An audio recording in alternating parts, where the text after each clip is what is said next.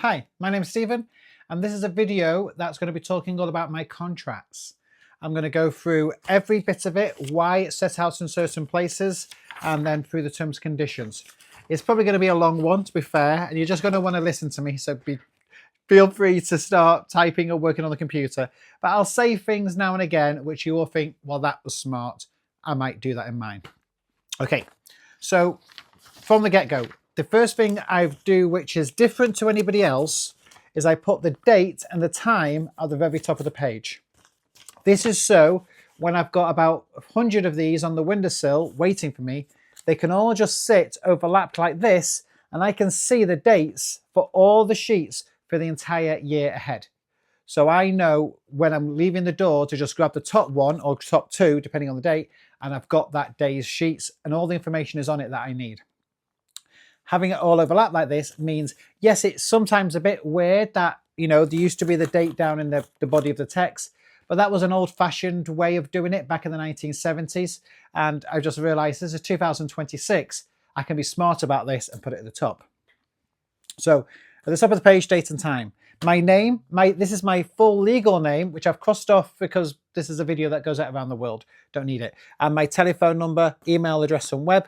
I do put mobile, email, and web because not everybody's knowledgeable that an email is different to the web address, and that all goes there. You have to I've removed my house address. So anybody who's familiar with my old contracts from previous videos, my house address used to be up here, and it suddenly dawned on me that why? It doesn't help me in any way, them knowing where I live, and them knowing where I live could potentially be a problem if, they try and book you when you're not in. So, and know where you live. So I took my house address off there just for safety reasons. Below it, it says booking confirmation / invoice. That is important because some people find the word invoice threatening, and some people find the word booking confirmation not authoritative enough. So if you're being booked by a company, they want to hear the word invoice. If you're booked by a parent, you want to hear booking confirmation. By putting the / in the middle, I satisfy both criteria, and it softens the impact a little bit. It's a little thing, it's a mental thing, but it does make a difference, not calling it one precisely exactly. Far side is the booking date. That's the date that they actually make the booking. Invoice reference. Now, this is important because everybody needs a reference for the paperwork, especially corporations paying you through the system. So what number do you give it? Just a random series of digits? No. I do the date backwards. So if you see this one is, I'm going to cover that one up, Saturday the 25th of January, it's 26/01/25. That's the date backwards. 26 is the year, 01 is the month, 25 is the day. That is the day that the booking takes place, is its reference number. If I go to this other one, that's 31st of January, 26/01/31. This allows me to do two things. One, when they send me a deposit, they put this reference number with the notes. I now know which booking that deposit relates to, because I've often had deposits sent to me and I didn't know who it came from, and I didn't know what party it was related to, and I had to phone up all the clients to find out who had sent me the money and be careful about it. That helps solve that problem. On the computer, all these documents are all in one folder, and they sort themselves out chronologically automatically because they are set by the date backwards.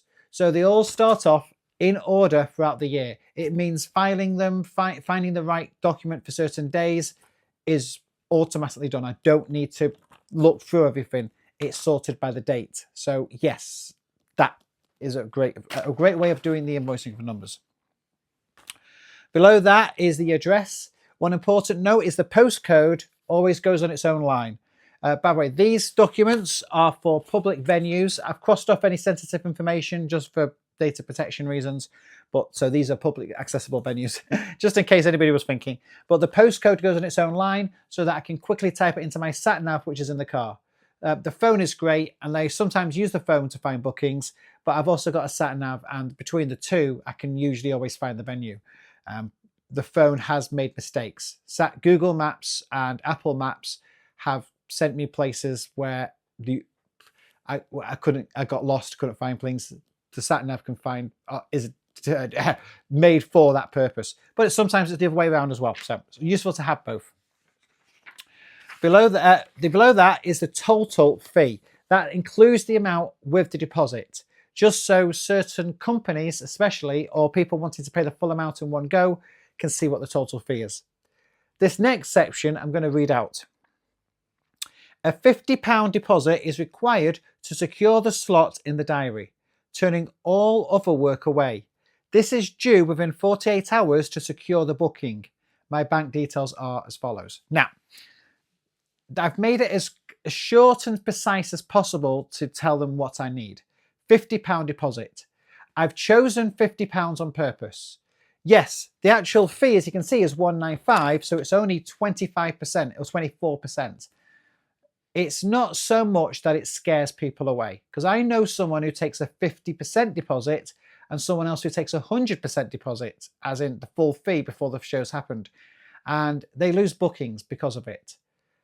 I decided I wouldn't like to pay the full fee. If it was me booking somebody, I don't want to pay them until the job's done.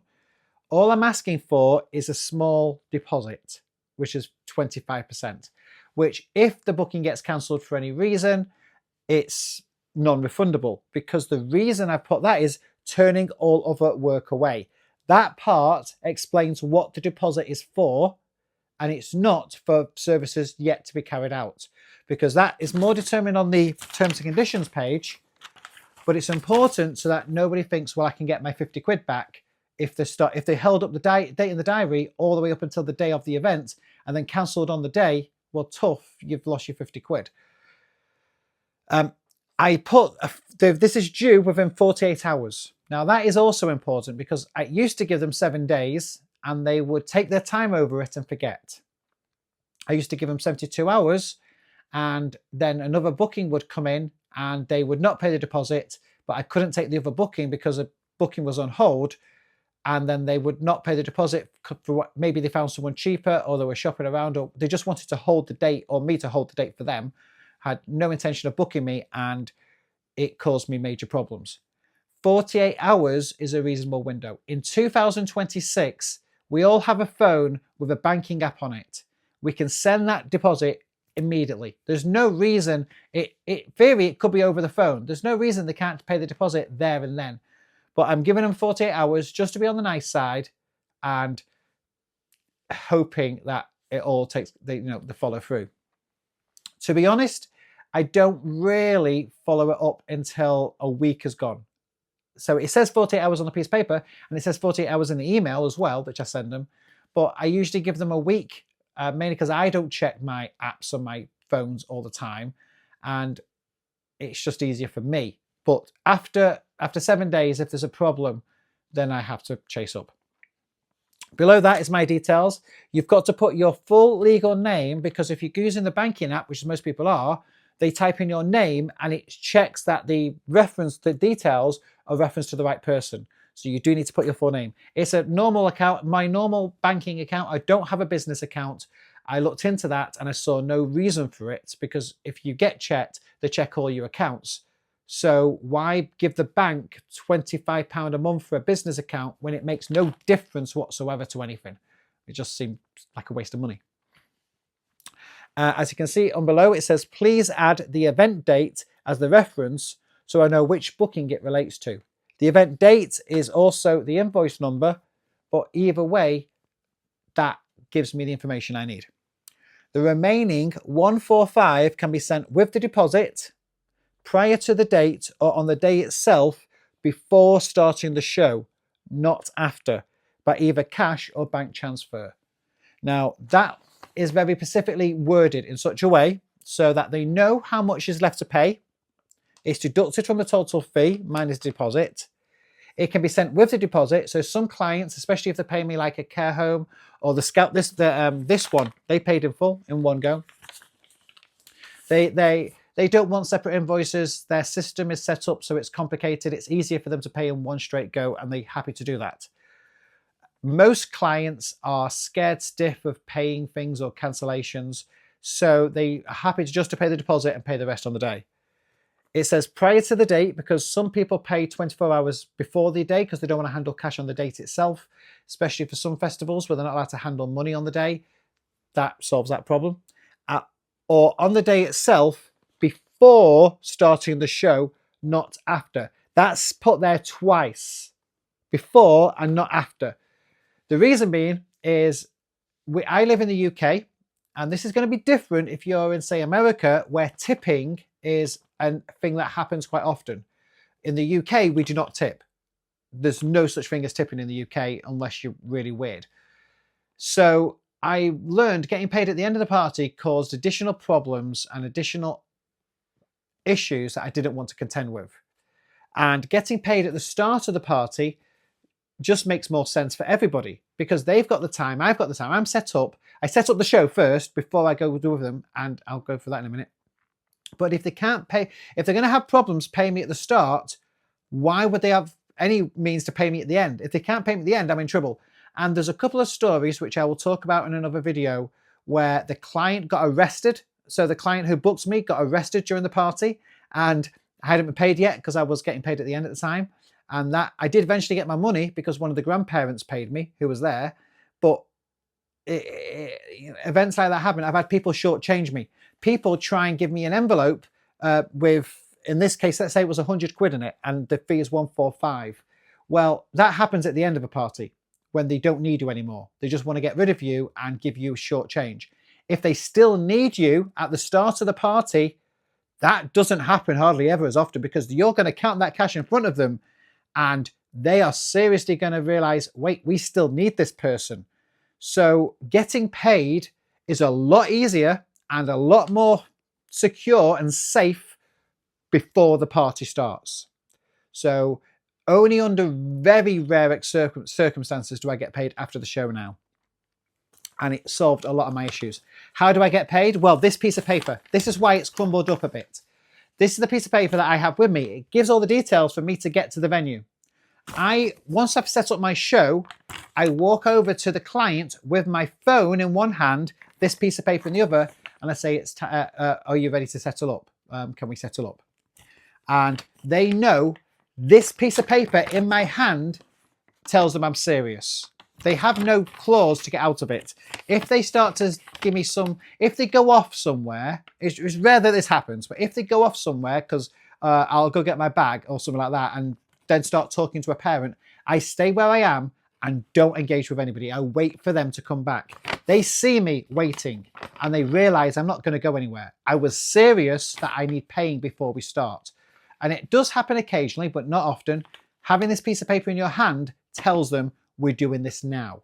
And they've read it. They've read it both in this list. They've read it in the email that I sent them, which had this attached to it, and they've read it on the website and in the terms and conditions. It's 4 times. They can't have missed it. They paid the deposit, so they must have seen it when they paid the deposit. So if they're going to play games, I'd rather them do it before the show starts so I can pack away and go home, and then they can pay me. And that,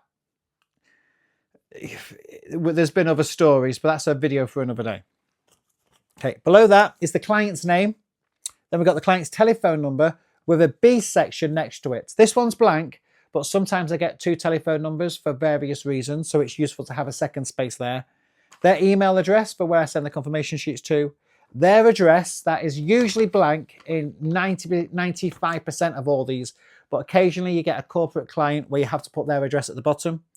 The act is basically the 1 Hour Magic and Puppet Show. I have this as a Word document and I use a drop-down menu. I don't use any of those apps like the Gigio, I think is one of them. I know of them, I've looked at them, I've explored, people have shown at me with first-hand experiences and decided, no, I've got Word, I know how to use Microsoft Word, I know how to use Forms, which is exactly what Gigio is, but Word is free and I'm already paying for it, depending on which version you're using. The number of guests, usually left blank, but occasionally I get told. And then the event, in this case, it was a birthday party. Sometimes, again, I've got a drop-down menu, so I know pretty much between 1 of 10 different types of things I get books for, which one it is. That's a note section. That's for additional information, such as where they booked me from. If it's gone through a comparison site, I might put that in there. So I've got a reference that, okay, that's where the deposit's gone through, or potentially where reviews could go to. So be mindful of that. And then down at the bottom, in the largest font possible, is the birthday child's name and the age, so that once they've paid me, this can get folded up and it goes at the top of my PA, and I can see what the birthday child's name is from across the room. So I want to always know what the child's name is. It's their party, and that just helps me solve that issue, having that piece of paper there. Technically, on the back of this piece of paper are the terms and conditions printed off that way, which I'll go through in a second. But just so I can show you this one, it's exactly the same, only this one has no deposit in place. And it says payment is due prior or on the day of the event before starting the show by either cash or bank transfer. So this is because they wanted to pay in full in advance, and I knew that going in, so there was no reason to have a deposit line in there. It would just complicate things. I cleaned it all up for that. But essentially, it's exactly the same. So let's go through the terms and conditions. So this one's going to take a bit longer. So I'm going to get a quick drink because some of this is important. And if you're looking at doing your own booking confirmation, mine is a template. You can happily I can happily give you a copy of it. I don't mind. Just message me. But you might want to realize why I've included some of this stuff. So at the very top, I put General Terms and Conditions 2026. The year I added recently because people kept on wondering if you're still in business or things like that. And I just felt having the year there was maybe something to help protect me. The very first line, my DBS, PLI and risk assessment can be downloaded here. And that's a link to my website where all those documents can be downloaded. That solves a lot of problems with a lot of clients who want this information.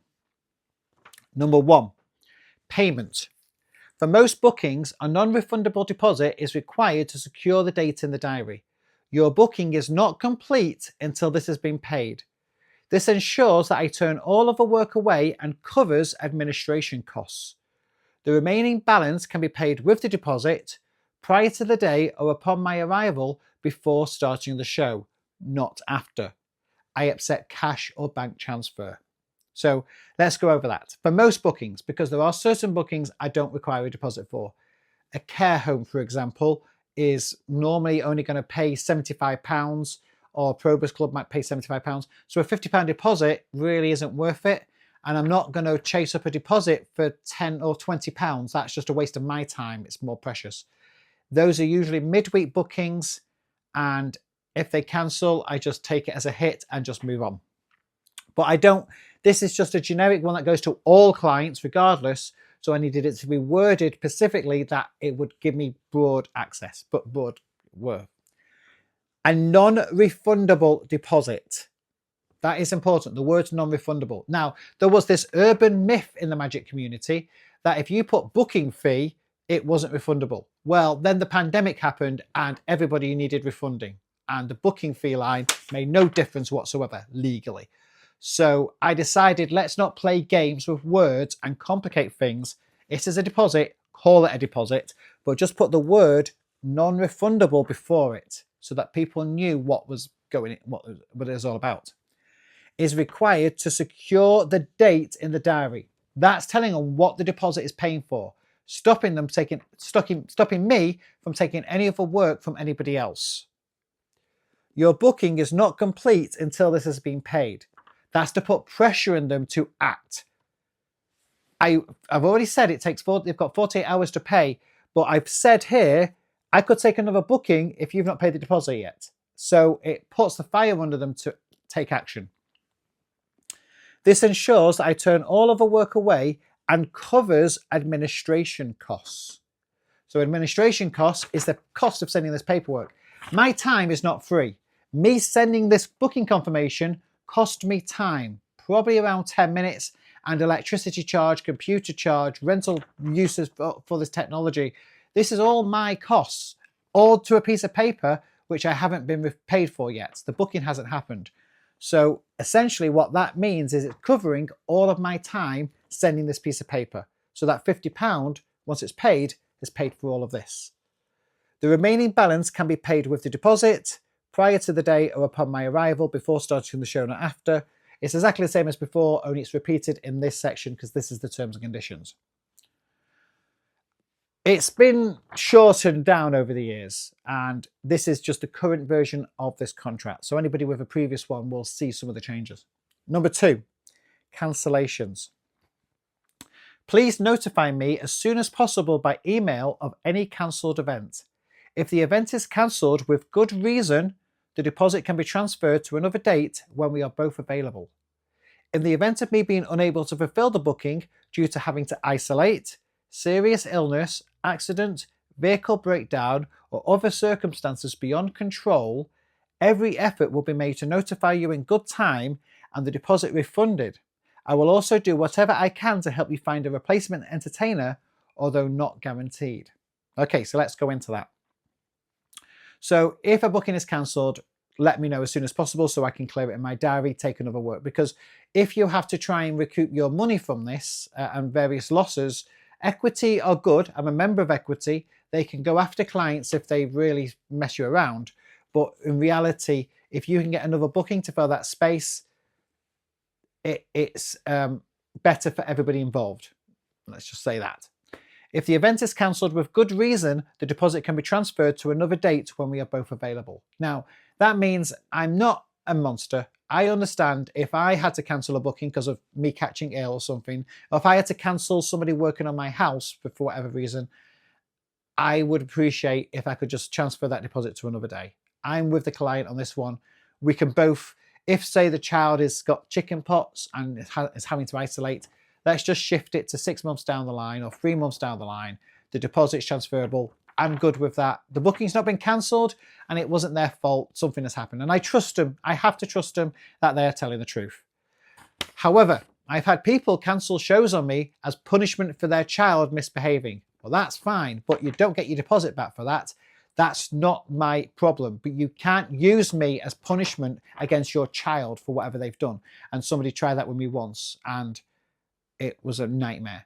I've had other people cancel on me because they didn't sell enough tickets. Well, that's not my problem. Your lack of advertising is nothing to do with me. But you've had me hold the date in my diary for like 6 months. Tough. Your deposit is non-refundable now. So you've got to put something of that to stop people messing you around. To a date when we are both available. So I'm not having someone say, oh, I can't do the booking. Can you transfer it to the week after? Well, no, I've already got a booking the week after. You don't get your deposit back. Just because you proposed a date to switch to, if I'm not available for it, tough. You've got to go with one we're both available for that to apply. In the event of me being unable to fulfill the booking due to having to isolate, pandemic, serious illness, accident, vehicle breakdown, or other circumstances beyond control, every effort will be made to notify you in good time and the deposit refunded. So first thing I do is contact them. First of all, I probably send them an email or a telephone call, depending on what I've got and type of the nature of the event itself. And I speak to them straight of all, let them know why I can't do the booking anymore. There was only one time that I can refer to where I caught the flu, I lost my voice, I went deaf. I'd done all the shows prior to that and still got through them. But this particular day or weekend, I had two shows on a Saturday, 2 shows on a Sunday, and I literally couldn't get out of bed. Not only could I not talk or hear, but I couldn't move. And I was just about able to pick up the phone and tell the client I was too ill. But even though I was too ill to do those bookings, I phoned up every entertainer in the area myself and found cover for them. And the deposit, which was already paid to me, I transferred to that entertainer and they got the rest of the money themselves. So that solved that issue. But in most cases, I will turn up for a booking no matter what happens to me. I am dedicated to that party, whatever. But I can't be, if my car breaks down and on the way to a booking and I'm stuck, I can't do anything other than what I have to. I'm still a human being. At the end of the day, things happen beyond the measure of control. So that is to explain that as best as possible. It says I will find an entertainer, although not guaranteed, because sometimes people just aren't available. You can phone up every entertainer you know. They've already taken a booking, especially if it's on the day, an emergency situation. They've gone out with their family then. So you do your best.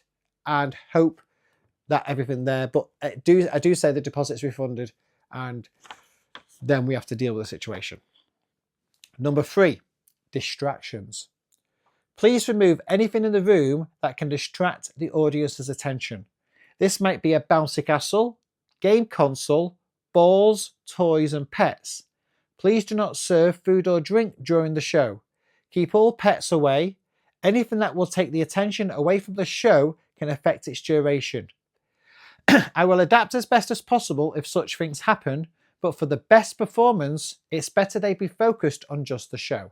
So what does this mean? Well, if you're watching this video, you've more than likely done a bunch of shows yourself, and you've turned up at a party where there was a bouncy castle on and balloons all across the floor and makeup artist of face painting in the corner, popcorn machine over there, some mascot character in a Paw Patrol outfit walking around the room, and you've been asked to come and do a show amongst all of this, and not a single kid is engaged with you because it's Friday night, the candy floss machine they've got full of sugar, and you've been asked to do a show.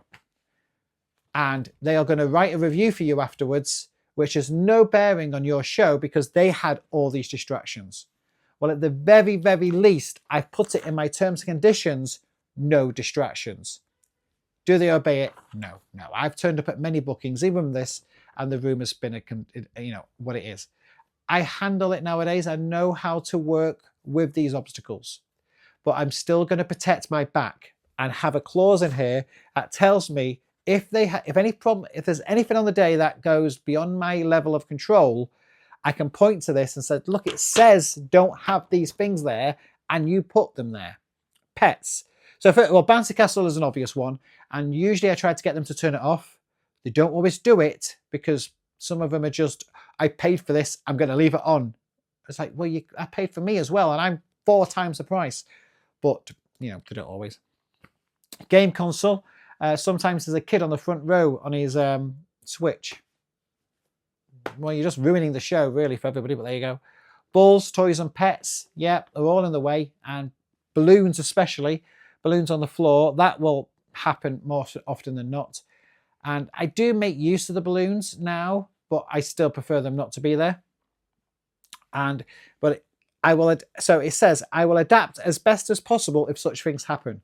Letting them know it's not the end of the world if something goes wrong, but for a better show, they should be focused on me. You can explain to some parent that you can keep them occupied for 2-3 hours, sometimes up to 6 hours, if all they've done is ever witness their child being distracted by everything. So, I get a quick drink.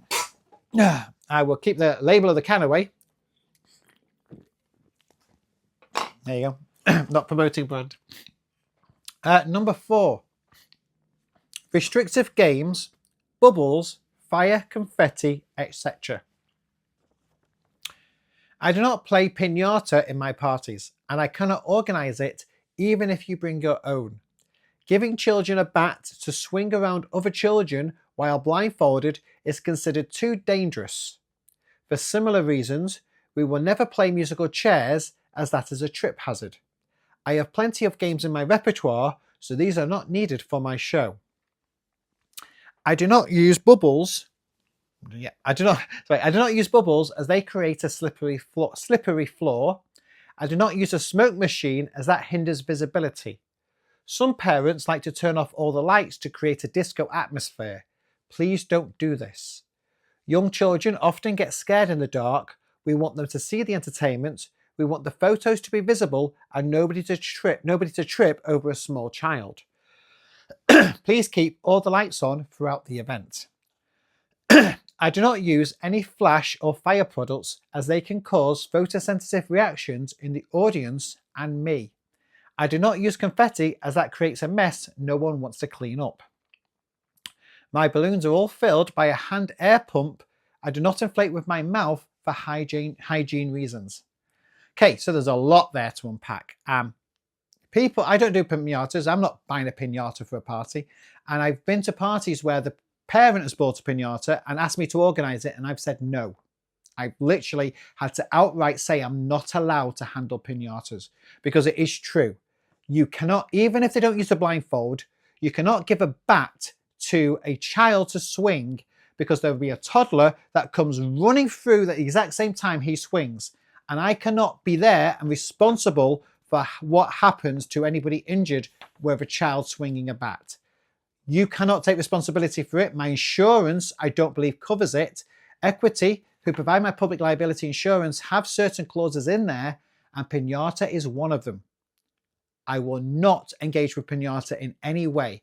Having said that, when they are insistent on doing piñata and I've stopped my show, I might have background music on, but that's it.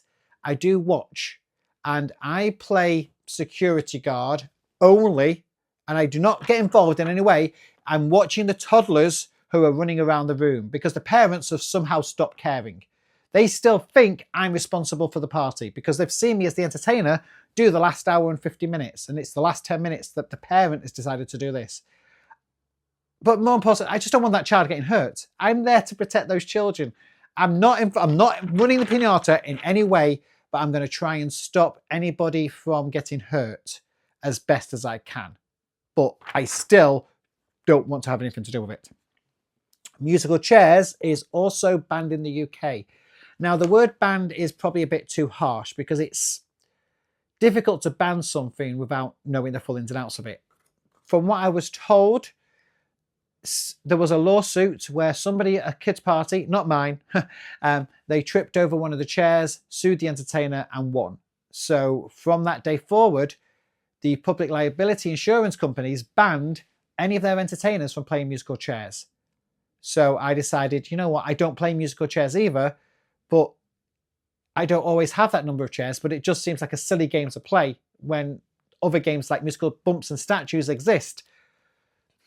Let's put it in here so that people aren't expecting it. I have plenty of games in my repertoire, so these are not needed for my show. This is to give the client peace of mind so that they don't have to worry about, oh no, we can't play my favorite game. Not to worry, I've got plenty of others. I do not use bubbles as they create a slippery floor. They do. They're dangerous. I know some people love them, and if you're outside, you might be okay, but I'm not. They're too dangerous to have bubbles landing on the floor and soaking it. It's too dangerous to have electrical wires like my PA and bubbles flying around people's phones. Everybody's got a phone nowadays, and you don't want moisture, a bubble landing on their phone. Who's liable? Not me anymore. So basically, there's that, and I don't want to transport liquids. Liquids, are the nightmare for an entertainer. So no bubbles.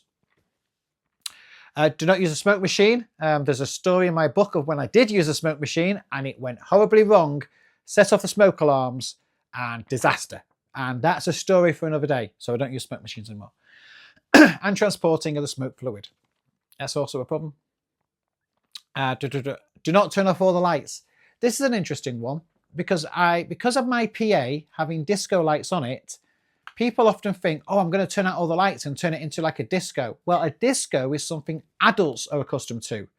Adults are all over the age of 18 in a nightclub where they make the room dark so they can make other people look more attractive when they can't see their faces. Children are afraid of the dark. Furthermore, children are small and adults will trip over them. This is something that I can't explain to many parents who have it in their head they're going to turn the lights off because they want to create the atmosphere that they're accustomed to. But as a health and safety issue, the lights must stay on. There we go. I do explain it about photographs and trip hazards in here, but really that's just an excuse. I want the lights to be on. I want to be able to see everybody. I do not use any flash or fire products in my show. That is mainly to cover a load of hotels recently. I've been asking for that to be in writing. So it's in there for them, really. I don't use it, but they want to see it as it's not there for their risk assessments. And I do put photosensitive reactions. Is it a true thing? Even I suffer from bright flashes will not go down well with me. So, yeah. And so I put me as well as an example. I do not use confetti, which is true. I used to, but I don't want to clean it up. So why? Just put that in there. And all the balloons are now inflated with a pump because we live in a post-pandemic world. And anybody who knows anything about balloons will tell you that if you put your saliva on the end of a balloon, just watch a TV show called Plurious, and you will understand how easy an infection can spread. Okay, that was a large paragraph, and I did rope it all together because I wanted all these terms and conditions to just be one page. That's it. That's why it's size 8 font. It's quite small font, but making it one page seemed much less intimidating. I didn't want pages upon pages of text to scare clients. Number 5, adult supervision. I am not engaged in a supervisory role and should not be left unattended with any children at any time. At least one responsible adult should be present at all times who can help children as needed. I cannot entertain the entire audience if having to provide personal attention to one child. If a child becomes highly disruptive, e.g. hits another child, or destructive, e.g. tries pushing the banners down, I will pause the show and wait for a parent to remove them, no matter how long that may take. So this is basically telling them I'm not the babysitter. Don't treat me like the babysitter. Don't dump the kids on me. Adults should be in the room with the children at all times. At least one, I put here. Legally, it needs to be 1 to 5. So for every 5 children, there should be one adult in the room. But I'm ensuring that at least one other adult other than me is in attendance. This is to protect me. I don't want any allegations made against me without witnesses in play. And this is to actually help with the children, because if a child needs the toilet, I can't do anything. I'm in the middle of the show, but I'm the adult they can see. So they tell me, and I have to call over one of the other adults to come deal with the child. And I do that on occasion. Sometimes it's for the toilet. Sometimes it's for other things. Sometimes they have wet themselves. I've made them laugh so much they've wet themselves on the floor. And I notice it, and I don't make a big deal about it. I keep it hidden as best as I can, and I get the parent over to come. Could you come help this child? And they go take the child away, and they, without saying anything, realize what's gone on. So the adult is there to take care of anything, so I can entertain everybody else in the room. If there's 50, 60 children in that audience, I need to be focused on them and not put any spotlight on what that adult's doing. As for children misbehaving as well, that has happened. I've had children deliberately tear my props, go after the puppets. I've had children try to knock down the banners. I've had one particular client where the child was instructed to misbehave so that they would try and get money out of me. Yep. And I didn't engage with that child, and the parent still tried. And I asked, and they had nothing to go on because I didn't do what they wanted me to do. When I get a child who tries to push the PA over, especially, I hold on to the PA and I stop the show. I stop the music, I stop the microphone, I announce, can I get a parent to come remove this child? And I stand there and wait. And sometimes I've waited up to 8 minutes for a client or a parent to come and take that child away. Why it took so long is unknown. Maybe the parent wasn't in the room, or more than likely, they didn't want to take responsibility for their child's misbehaving. But I couldn't start the show again. It was a situation where it was too dangerous. They could push that PA over and break it, and it could land on another child. So I am legally obligated to stop the show until that disruptive child element is removed from the room. Not just children, actually, that includes adults. There's some stories in the books from, say, the Halloween shows where I was in the middle of a children's show and 2 of the mothers decided to have a fist fight, and the adults watching all stopped watching they all stopped watching the show. They all started watching this fist fight, as you would. Even the children started to turn around and watch, and I was trying to protect the children from seeing it. But none of the parents would get in to break up these clearly drunk women. And it was only when one of the women picked up a chair and tried to swing it over the other woman's head that a man suddenly stepped in, grabbed a chair and pulled it away and broke up the fight. But I wasn't going to get involved. It is not my fight to deal. I was trying to entertain the children, and this was happening right in the middle of the audience. The children were at the front, the rest of the parents were at the back, And these two were having the fight in that space between the children and the adults. And yeah, so I'm not going to get involved in any supervisory role, both with children and adults. I will protect my equipment and I will protect the children. So like when the PA could have got knocked over, I had to stop the show to protect the children more than anything. I actually don't care too much about my PAs. My PAs can get broken a lot. I just don't want anyone getting injured. Okay, next, number 6, working outside. I am happy to work outside, such as in the garden or on a field, as long as it is dry and not freezing cold. I have my own gazebo if needed. Just let me know to bring it. We'll get to that in a minute. Do note that most public spaces have restrictions with playing music. I can, however, perform my magic show without music, as well as the quiz games. I'm very specific with the words there. So, gonna get another drink because I'm talking a mile a minute. So, I have my own gazebo. I purchased a gazebo that I can set up on my own.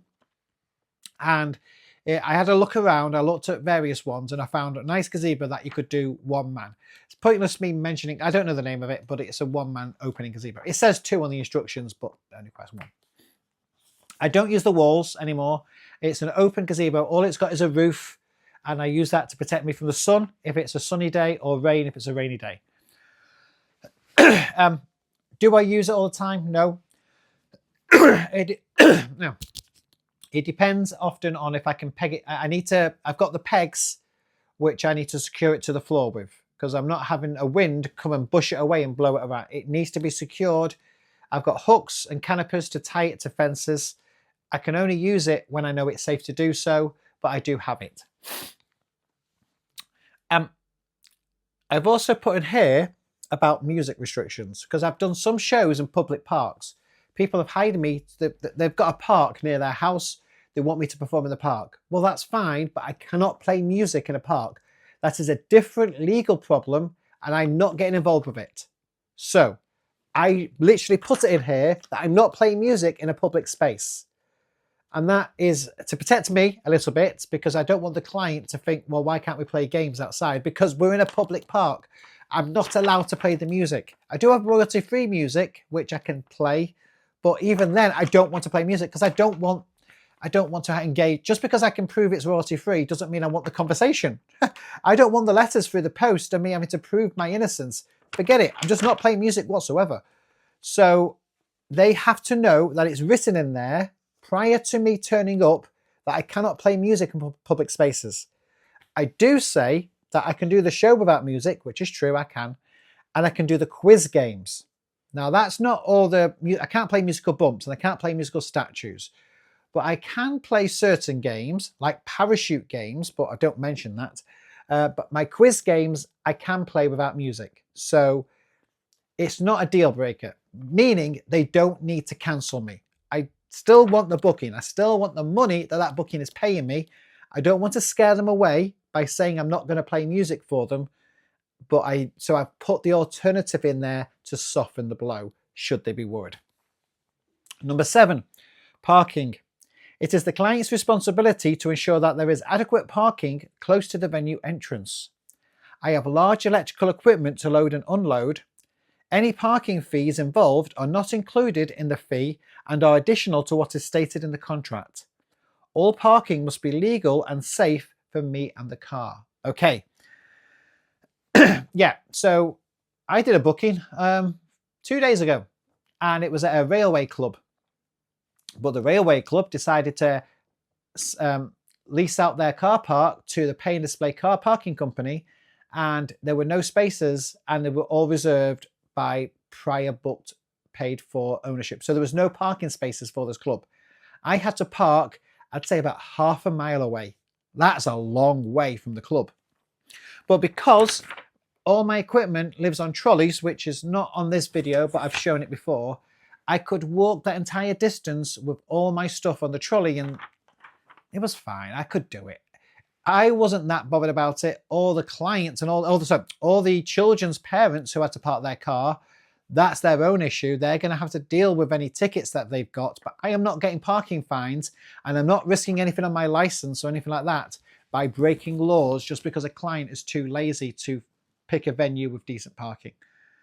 But I have put it in here because there are cases where even half a mile might not be possible. And I've done shows in the middle of fields, in the middle of nowhere. Making my show more portable definitely helps alleviate a lot of problems, but I still need to put something in here. Making sure it's legal, because I've asked, people have said, oh, you can park on the double yellow lines, that's fine, no one will care. I'm not doing that. I'm not breaking the law for anybody. I don't care who you are or what the situation is. And I've put it in writing.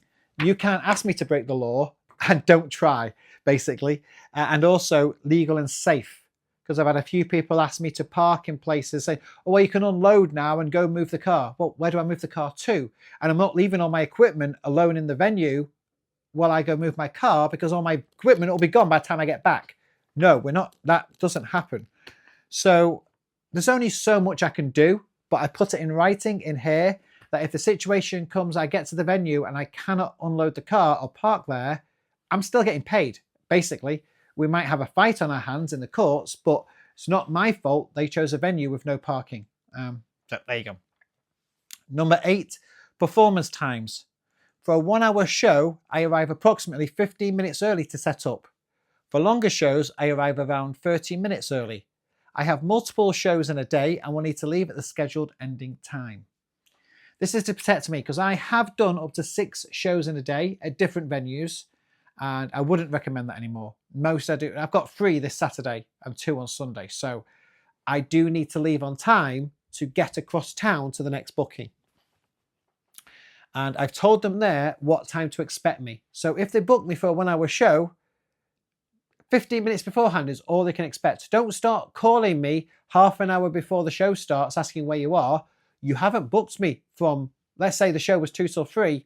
I'm arriving at 1:45. If I arrived at 1:30, the kids are still wanting, the kids are bored. The party started at 1, for instance. They are bored by 1:15. As soon as I walk in that room, the entertainment they want the entertainment to start. Well, tough. I've still got to set up the show. Not to mention, you've only booked me for an hour and you still expect me to finish on time.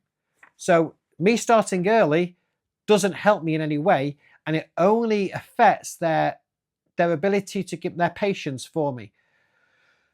So I'm already, as soon as they see me, they're already judging me, and that judging, that bar gets lower and lower and lower. And if I start the show and that bar is, they've already bored because they've just watched me set up, I'm in trouble. So basically, I have these strict rules about arrival time so that I'm not, if the children are told to come and sit down and watch me set up, the most they're ever going to see is basically 10 minutes. It takes me 5 minutes to set up, but 5 minutes to walk into the building, 5 minutes to set up the show, and I might start 5 minutes early. I can sometimes do that, but I try and make it clear, because if I've not been paid yet, because I'm going to get paid before the show starts, the show's not starting. And I had a client a month ago who they did this. I arrived 15 minutes before showtime. We got all the kids to sit down, and then I went to get paid and they ran out the house. And I wondered where they were. I thought, what's happening? I had my phone. We could have done a bank transfer. And I just waited there. The audience was sat watching the banners and there was nothing for them to do. But I couldn't start the show. And I could tell the parents started coming in and said, you're going to start the show. I can't. I'm waiting for the client to come back. And basically, I just waited there for about 20 minutes, way past the show start time. But I wasn't going to start that show until the client, A, returned, and B, had my money. I don't know where she went. I don't think it was to an ATM. I believe she went to another person's house to hide. She wasn't expecting to pay me until after the show. And it was only when I went before the start of the show to get paid, she realized she was in trouble. And basically, when all the other parents started calling her on the mobile asking, where are you? He's not starting the show.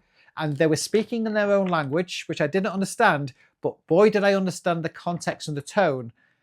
They were saying that she has to get back here because he's not started the show. And they understood what was happening. So she returned around 20 minutes later with the cash. Actually, no, she was missing £5. She only had 140, I think, out of the 145. And I started the show and got the extra £5 at the end. But if I had waited, there's a good chance we would have a whole other issue and a legal issue that would have lasted weeks, if not months. I don't want any of that. That's stress on my life I do not need. So it's another reason to get paid beforehand. But performance times are basically set into that equation. 15 minutes beforehand includes the time to get paid, and they're the ones that will mess it up if they try to play games with me. I'm still leaving on time. I've got other shows to go to. Number 9, venue details. It is your responsibility to ensure you have supplied the correct information for finding your venue. I cannot perform in front of an audience or fire exit to the building, as clear access is required at all times. Your venue is also expected to have the license for playing music. I cannot perform in any area that is deemed unsafe, such as a construction site. I cannot perform in heavy winds, rain or snow. I will not work on high hilltops or venues that require a 4x4 vehicle to get to. I am also unable to work in basements or lofts due to be getting the heavy equipment there and cannot climb ladders with it all. So yes, I have been asked to do shows on hilltops where the car couldn't get up the hill, and I was to park at the bottom of the hill, and the client came down with their 4x4. We transferred my gear from my car to theirs to get me up to the top, and we had to do the same thing to get back down again. And I hated that show. It was just a nightmare. I lost time both setting. All that time was lost. It made me late for the bookings afterwards. Nowadays, I put it in the contract. If that's going to happen, tell me in advance at best as possible. I've had people say, oh, it's at St. Margaret's Church in Bredbury. Oh, okay. There's 2. What? There's 2 St. Margaret's churches in Bredbury's. In fact, St. Magdalene's Church, just about 5 of those in any towns. People seem to think that the knowledge they have in their head applies to everybody in the world. No, it doesn't. Especially when it comes to church and church halls. There are multiples in any one town. So if they've given me the wrong details and they are the ones that have told me the address and sent me the wrong postcode to the wrong church, not my fault. It's there. Do not blame me. I still want paying no matter what time I arrive. You gave me the details wrong. I no longer work in basements or lofts. I've done shows in lofts and I've done shows in basements, and I had to go through the spiral staircase with all these heavy boxes, and the walls got damaged and everything happened, and it was such a tight space. I just decided this was silly and it was nonsense. Why weren't we downstairs on the lounge floor and all the adults can go upstairs? So basically, there's no reason for them to put me in the loft anymore. Not when the adults can go there instead. So that's what that's for. That's basically, if I get to the venue and they ask me to go in the loft, I can say, no, why don't all you guys go up there? I'll do it down here. That's for that reason. And construction sites. Yeah, I'm not performing in a construction site, and that has happened. Sometimes a house is being remodeled and they've asked me to do it in the garage under the scaffolding. And it's like, no, I can't risk something falling or freezing cold in the outside. And also the venue is expected to have the license for playing music. So every venue needs to have a PRS license. It's not my responsibility, it's the venue's responsibility. And if they've not got it, that's not my fault. I'm not going to play music at that venue to protect the client, not to protect the venue, although technically it would be. But I wouldn't play, if I knew the venue didn't have a license, I just don't play music. The party will be diminished in spectacle because you can't play the songs that the kids want to hear. But at the same time, the parents don't want getting fined and the venue doesn't want getting fined. And I'm not going to be the one responsible for somebody getting fined because I don't want the bad reviews afterwards and the repercussions from that. Just not my fault. It's in there to say it. Okay, finally, number 10. And that's another reason why this is condensed into such a thing, because I wanted just 10 clauses, not 11 or 12 or 13 and all that kind of stuff. I went to lengths to shorten it. Number 10, GDPR. I do not keep a mailing list, so please keep my information available should you wish to book me again. This confirmation is kept on file for tax purposes and record keeping. So what does that mean? So a lot of entertainers, especially in the past, used to email all their past clients every year to saying, book me again. It's now been a year, please book me again. I had someone do that today for someone clearing out my gutters in the house. And so basically they did my gutters for the last few years. They contacted me again. I didn't ask him for that. I didn't give him permission for that, but I actually booked him again because I needed the gutters clearing. Why not? But legally, that was breaking the law. They didn't have any unsubscribe feature in the message, and you are not allowed, as of 2020, I believe, I'd have to check my history with that, you are not allowed to keep an open mailing list without their permission. I decided I'm too lazy. I can't be bothered doing any of that. I've been in this game for 30 years. If the clients want me, they find me, they remember me. They have my details. If they want me for the following year, they call me and I will answer the phone. I am no longer going to chase after the clients. Life is too short. I've got other things to do, like make videos like this. I am not going to chase after the clients anymore. That was just a decision I came to on my own. Other entertainers will have different opinions on that. And so this pay line probably wouldn't apply to you, but most people would ignore it anyway. You put it in here as a protection thing and just ignore it. People would send mailers out anyway, emails out anyway. But I put in there, please keep my information available should you wish to book me again. Because that's in there, certain clients, especially corporations, will feel protected. So it might help me in that regard. It stops them from thinking I'm going to message them every week. This confirmation is kept on file for tax purposes and record keeping. That is a legal requirement, so I can't say this has already been deleted because I do have to keep hold of all these contracts in case I do get audited and things like that, and I've got a record for the next 7 years. In fact, I have all my confirmations and contracts since 2001, maybe even earlier. So yeah, I have a long history of accounts to go through if anybody wants to have fun. But that's there because legally you've got to keep it all there. So that is the contracts and confirmations. It all sits on the windowsill. I only print off the front page. The terms and conditions only exist in the PDF that I send to the client. That's another thing. This is all made in Word, but I save it as a PDF and send them a PDF of the document, not a Word document. Because most browsers now will open a PDF and they can't edit it. I don't want to send them the Word document because they could, if they were clever, try and edit some of the details and play games. Well, I don't want to do that. I'll protect myself, just send it as a PDF. I don't bother to get them sign it. I don't get them to sign it. I don't get them to have a read receipt and none of that nonsense. The deposit is £50. Once I've got the deposit, I know they've read it. Logically, to pay the deposit, they must have read the contract. So none of that other technical nonsense is necessary once the deposit's been paid. And that is the contracts. I get through, I don't know, I do 250 shows a year. So you can do the math on that. Usually most of my bookings come in on a Monday. And Monday and a Tuesday, I suppose, a few on the Tuesday. And they all get processed usually that night. The deposits are in on the Wednesday and the Thursdays. And then the odd bookings come in as is needed. So yeah, it's worked out well for me. Anyway, so hopefully that has given you an idea of what's in the contract, why it's in the contract, and it's giving you a template. I'll show you once again these two, just because I do believe if you're going to make up your own, you can copy this as an example. I'm holding it there for a few seconds so you can screenshot it. That one might be a bit harder to do because of its size. But yeah, with modern technology, you could just, if I do it this way, that way it's nice and big for you, that way. And then you can rotate the page.